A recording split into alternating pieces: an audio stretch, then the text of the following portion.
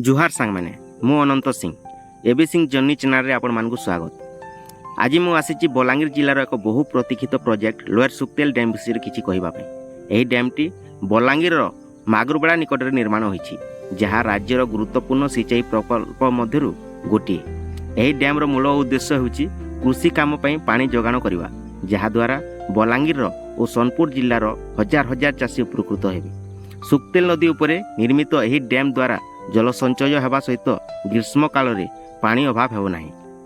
एही प्रकल्प आरंभ होइतिला बहु वर्ष पूर्वरु, किंतु विभिन्न कारणरू यार काम डेरी होईछि।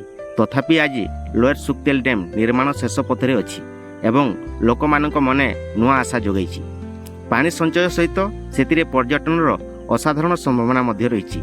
डैम पाखर शांत परिवेश, पहाड़ और हरित प्राकृतिक दृश्य सब मिसी याकू एक सुंदर ब्लॉगिंग स्पॉट रूपे परिणत करिछि। भविष्य में जेतेबेले एही प्रकल्प पूरा हेबो, सेतेबेले बलांगीर जिलार अर्थनीति और कृषि दुहे दिगरे विशेष परिवर्तन आसिबो। तेणु बंधु माने ए थिला लोअर सुक्तेल डैम विषय किछि तथ्य।